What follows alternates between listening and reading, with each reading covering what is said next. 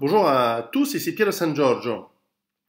Un sujet dont je ne parle pas souvent, bien que je le mentionne dans mon premier livre Survivre à l'effondrement économique, est le sujet du réchauffement climatique. Alors, pour ceux qui ont lu ce premier livre, qui a eu un grand succès, ou peut-être ceux qui me suivent, en fait, vous savez que je ne parle pas d'abord de réchauffement climatique, mais d'éventuels changements climatiques. Alors, d'une part, c'est une manière de ne pas se tromper, puisque que l'on aille vers des refroidissements ou des réchauffements, eh bien, je pourrais toujours dire que j'avais prévu des changements climatiques, mais en réalité, je n'ai rien prévu du tout. Bien entendu, dans mes livres, je compile et je vulgarise des informations qui proviennent de différentes sources. Mais je dois avouer que dans la partie liée au climat, eh bien, n'étant pas géographe et donc n'ayant étudié le climat que dans mes cours de géographie, finalement au lycée ici en Suisse, et puis un petit peu par ma curiosité personnelle, et évidemment par une maîtrise, on va dire, assez basique, mais quand même assez complète de la physique et de la thermodynamique, eh bien, j'ai quelques notions, mais je ne suis pas un spécialiste. Et donc, dans mon premier livre, il est écrit il y a maintenant 7 ans, eh bien, j'ai compilé pas mal d'informations et j'ai un petit peu botté en touche en disant il se pourrait qu'il y ait des changements climatiques. Certains prévoient des réchauffements assez importants et j'ai mentionné quelques conséquences, comme par exemple si les eaux devaient augmenter, eh bien, ça devrait euh, euh, avoir des conséquences très importantes sur les ports. Les ports qui gèrent une grande partie de notre logistique. Donc les ports, vous avez bien compris, ce ne sont pas les cochons, ce sont les villes portuaires et donc les ports commerciaux et industriels. Et donc, parce qu'avec la chaleur, les molécules d'eau dans les océans se dilatent, donc l'eau a tendance à remonter, et puis effectivement, par la fonte éventuelle des banquises et des calottes glaciaires et des glaciers à travers le monde, eh bien, il y a plus d'eau dans les océans, donc évidemment, la tendance serait de monter dans cette hypothèse-là. Mais aussi parce que je ne voulais pas entrer prendre parti dans des débats scientifiques que je ne maîtrise pas, bien qu'il y ait quelques notions de base que je vais vous exposer auxquelles je crois. C'est-à-dire que lorsque vous avez un environnement fini, donc une planète par exemple, à laquelle qu'on pourrait assimiler à un environnement fermé, eh bien, si vous générez de l'énergie à l'intérieur, c'est-à-dire que, par exemple, vous brûlez des énergies fossiles qui ont été stockées sous forme de pétrole, de charbon, etc., eh bien, vous ajoutez de l'énergie dans un système et donc, normalement, la physique, la thermodynamique nous dit que vous allez augmenter la température. Alors ça, c'est vrai dans une certaine mesure. Ensuite, il faut comprendre que la réalité, c'est que la planète n'est pas tout à fait fermée, puisqu'il y a des échanges de chaleur avec l'espace, avec l'espace intersidéral. Et puis, donc, il y a une perte de chaleur avec la température du cosmos, qui est froide. Mais nous recevons aussi de l'énergie sous forme de rayonnement solaire du Soleil, et de plus en plus, on étudie les apports d'énergie sous forme de rayonnement cosmique, qui sont en fait des rayonnements solaires diffus qui viennent de toutes les étoiles à travers l'univers, et comme il y en a beaucoup, il se pourrait que ce rayonnement soit quand même significatif. Évidemment pas autant que le Soleil, qui est notre étoile, qui est la plus proche, et qui nous apporte toute l'énergie, et sous forme d'ensoleillement, donc sous forme de lumière. Alors, la question qui se pose pour la plupart des climatologues, et la plupart des astronomes, et la plupart des géographes en réalité, c'est de savoir, et ce depuis très longtemps, depuis même l'Antiquité, de savoir quel est l'impact de l'homme sur le climat. Alors, moi je vais vous dire deux choses auxquelles je crois. La première, c'est qu'il est évident que l'homme modifie son environnement par ses activités. La palissade, c'est une évidence, ce serait enfoncer les portes ouvertes que de dire ça, donc je le fais.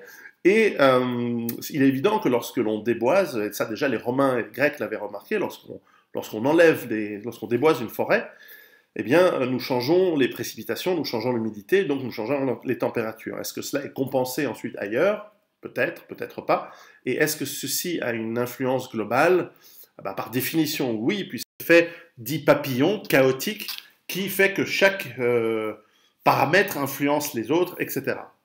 Mais ensuite, je sais aussi que Certes, nous avons ce qu'on appelle l'effet de serre, c'est-à-dire que certains gaz qui sont émis par d'abord la nature, les volcans et d'autres, mais aussi peut-être et certainement par l'activité humaine, et nous verrons dans quelle proportion cela peut agir, eh bien, avoir des particules dans l'atmosphère empêche certains rayons du Soleil de repartir.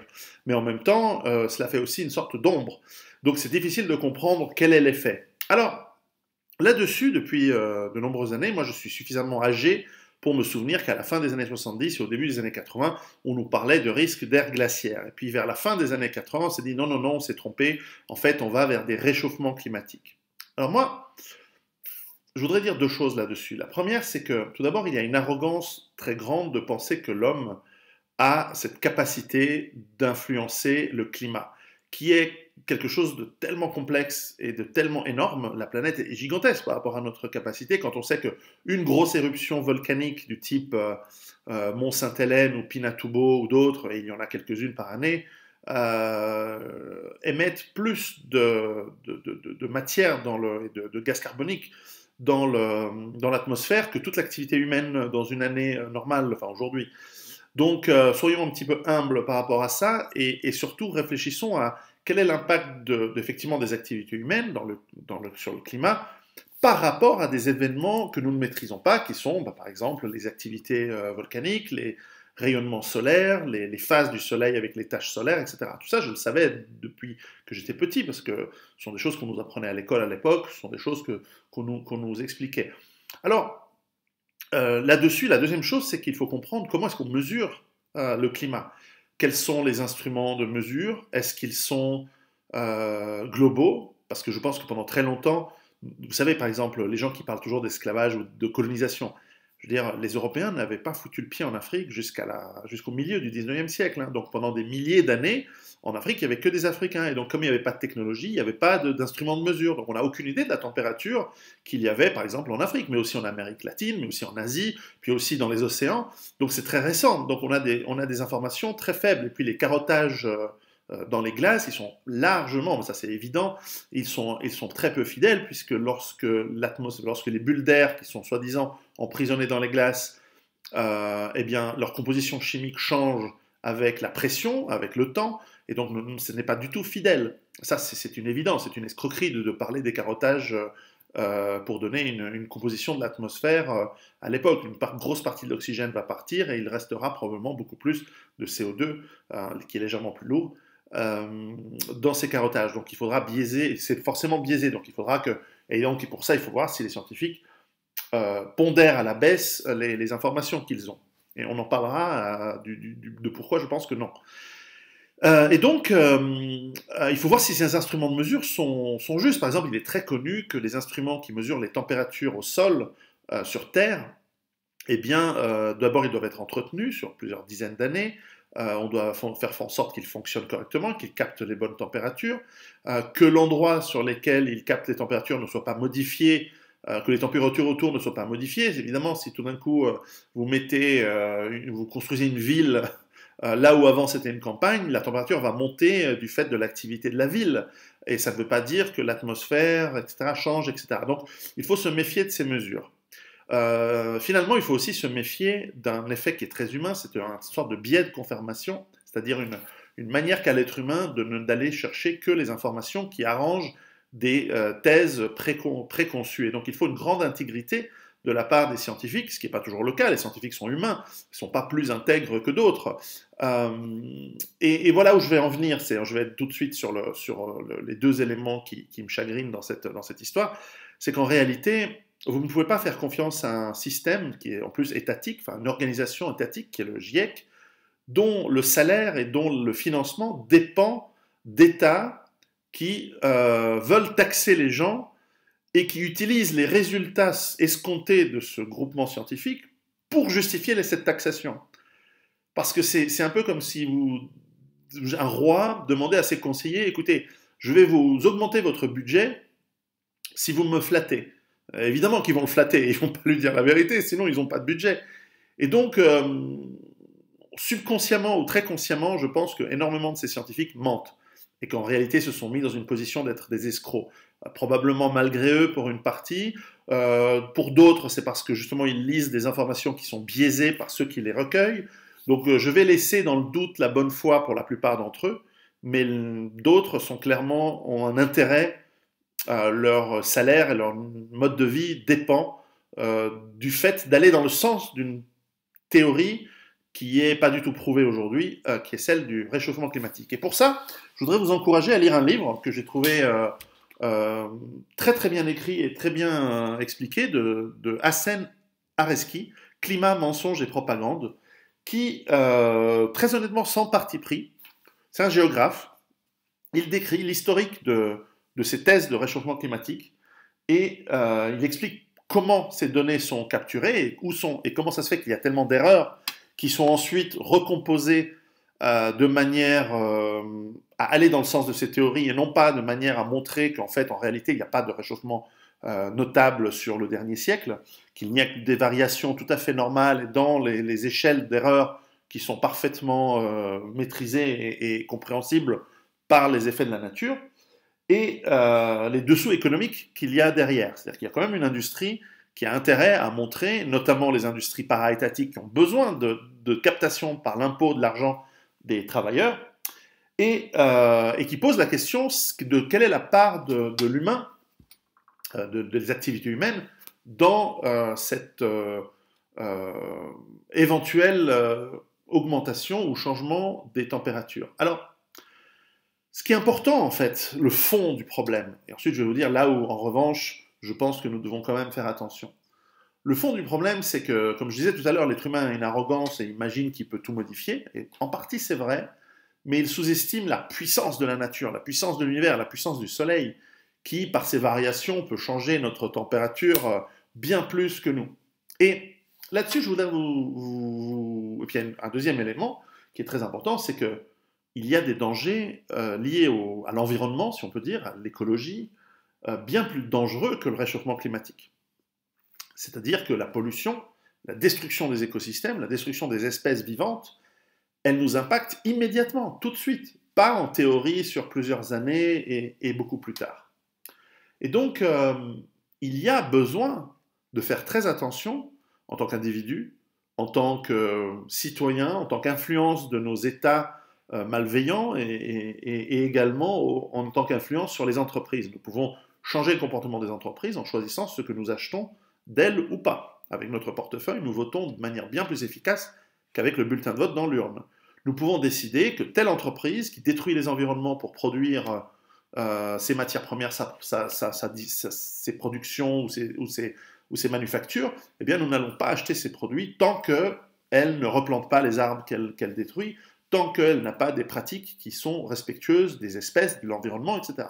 Ça se fait, ça existe, à vous de vous renseigner, à nous tous de faire l'effort par nos achats sur qui nous choisissons et donc faire ce choix sur des critères liés à la bonne, on va dire, gouvernance, pour prendre un mot à la mode, de ces entreprises par rapport à la gestion de l'environnement, de la production, des transports, etc. Donc, ça, nous pouvons le faire, et ça, c'est important, puisque si nous détruisons les écosystèmes, si nous détruisons les espèces vivantes, si nous détruisons la diversité des espèces, y compris humaines, c'est-à-dire qu'il serait intéressant de faire en sorte que dans un siècle, il reste encore des ethnies menacées, comme par exemple les Européens. Ce serait intéressant qu'on existe encore, parce qu'on a fait des trucs, et on est peut-être un des seuls à faire des trucs intéressants dans le monde. La plupart du monde s'en fout de l'écologie. Bref, cela dit, donc il faut se focaliser là-dessus. Et que fondamentalement, vous devez toujours vous méfier lorsque les États veulent vous amener des impôts pour soi-disant des bonnes causes. Ils ont créé l'impôt sur le revenu pour financer des guerres et ne l'ont jamais enlevé. Ils financent, sous base de bonnes intentions, la sécurité sociale, les retraites, etc. Mais en réalité, c'est parce qu'ils se gavent sur votre argent. Ce n'est pas du tout pour aider, soi-disant, les pauvres ou les retraités ou autre chose. C'est pour se gaver au passage là-dessus et c'est pour prendre du pouvoir. Et qu'une fois qu'il y a une taxation, puisque l'État utilise cet argent pour générer des machines d'oppression et de force, eh bien, il va venir avec des fusils vous obliger à payer ces impôts si vous ne le faites pas. Il ne faut pas oublier que l'ultime violence, et la première violence, C'est l'État aujourd'hui, ce ne sont pas les individus, c'est l'État qui vient vous foutre en prison si vous ne payez pas vos impôts. Et les impôts, c'est lui qui les décide, basés sur des mensonges, basés sur des... Et tout ça, c'est une forme de tyrannie qui, à terme, amène la destruction de l'État lui-même, puisqu'il va appauvrir par la taxation les gens, il va les démotiver à créer de la richesse, et donc il va, il va en fait réduire les apports par le fait que les gens s'en vont, par le fait que les gens ne travaillent plus, et donc à la fin il va s'autodétruire comme s'est autodétruite l'Union soviétique et tous les systèmes socialistes, ou en tout cas étatistes, du monde au cours de l'histoire. Et donc, nous devons nous méfier de ces modèles qui disent oui, oui, oui, c'est votre faute, donc donnez-nous votre argent, nous on va gérer pour vous. Donc méfiance. Et ça, j'ai toujours eu cet instinct. Donc je résume. Lisez ce livre de Hassen Hareki, Climat, mensonges et propagande, que vous trouvez aux excellentes éditions Thierry Soucard. Thierry Soucard qui fait du très très bon travail dans plein de domaines. Et ne faites pas confiance dans l'État. L'État ne vous veut pas du bien. L'État est notre ennemi. Il faut se rappeler, hein, ce sont des prédateurs, les prédateurs ultimes, remplis de sociopathes et de gens qui ne veulent que se gaver au passage. Donc ne lui donnons pas d'argent et donc méfions-nous des balivernes qu'il nous raconte. Et encore une fois, ça ne veut pas dire que nous ne devons pas faire des efforts pour l'environnement, notamment dans la pollution et dans la préservation de la biodiversité des espèces, y compris humaines. Mais, ah oui, j'ai oublié de dire, le CO2 est excellent dans l'atmosphère. Il nourrit les arbres, il nourrit les plantes, il augmente la pousse des végétaux. Donc, je veux dire qu'il faut faire exprès de cramer du pétrole. On en aura de toute façon tellement besoin, il n'y en a bientôt plus. Enfin, plus à bon marché.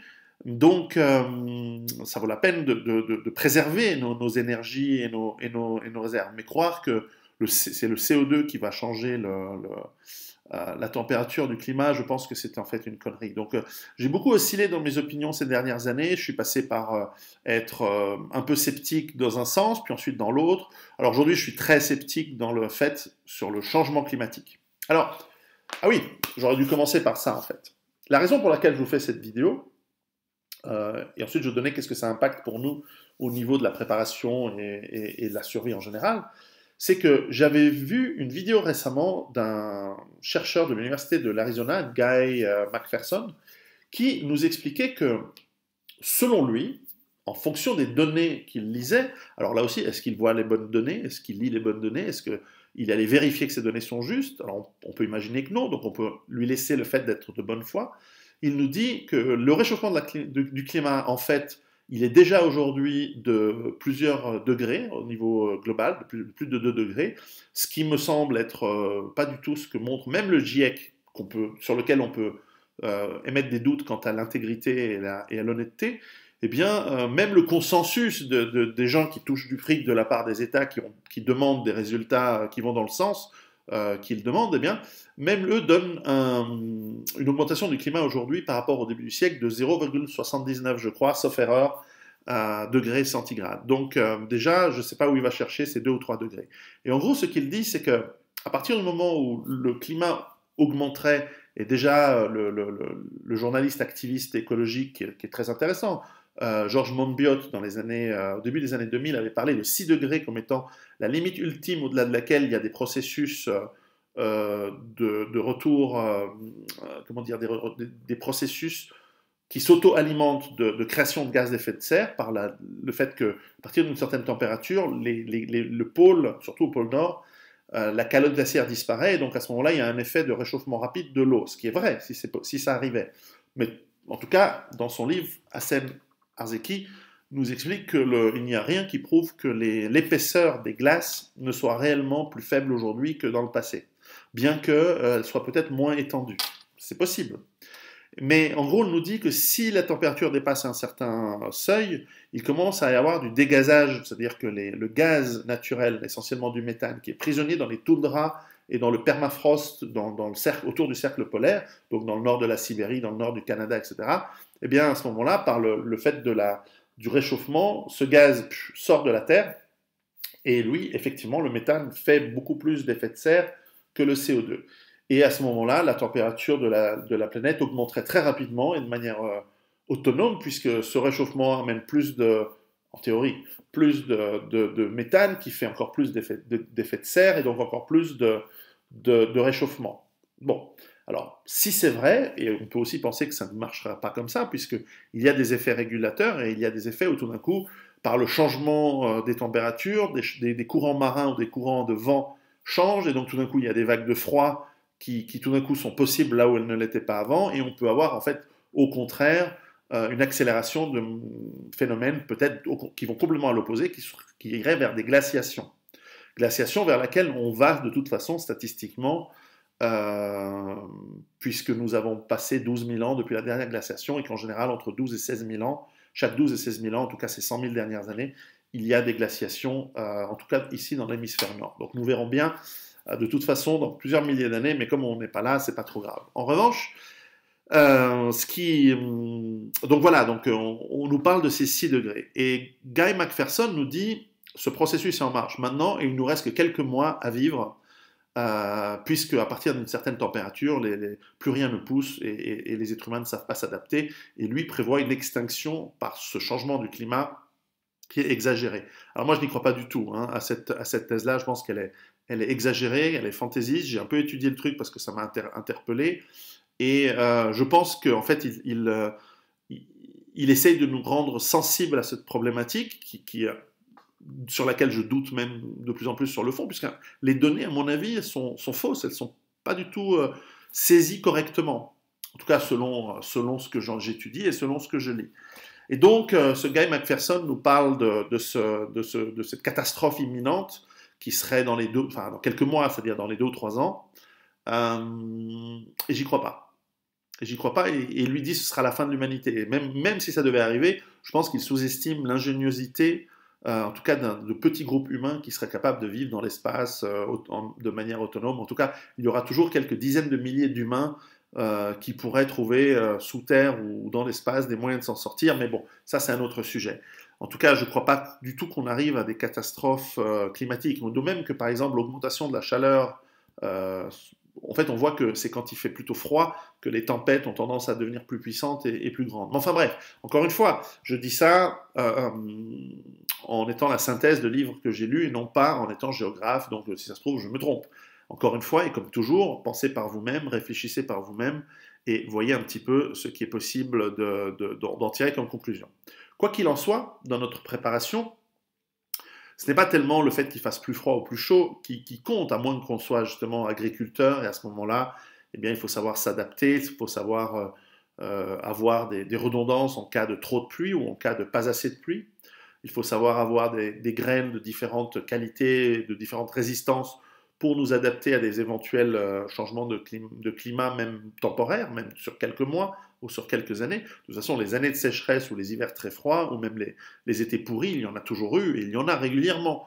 Et ce n'est pas forcément dû à du climat, d'autant qu'à l'époque du Moyen-Âge, il faisait beaucoup plus chaud que maintenant, et on a des données sur des périodes dans l'Antiquité où là aussi le climat était bien plus chaud que maintenant et il n'y avait pas de gaz d'effet de serre, il n'y avait pas de destruction de l'humanité et de la totalité de la planète, pas du tout. Les Romains vivaient très bien, au Moyen-Âge on vivait, en tout cas la température était à tel point bonne que les Vikings s'installaient au Groenland alors qu'aujourd'hui, et cultivaient au Groenland, alors qu'aujourd'hui ce serait impossible. Et nous sortons et d'ailleurs nous avons eu un petit âge glaciaire il y a quelques siècles où il a fait très froid, où la Tamise, la Seine gelait tous les hivers pendant quelques années, plusieurs dizaines d'années. Et donc la réalité c'est que nous n'en savons rien. Mais enfin, c'est toujours intéressant d'écouter les théories des uns et des autres, toujours en étant méfiant, toujours en étant dans le doute, en réfléchissant par soi-même, et surtout vraiment de se méfier lorsque l'on vient justifier le fait de vous voler à main armée de votre argent.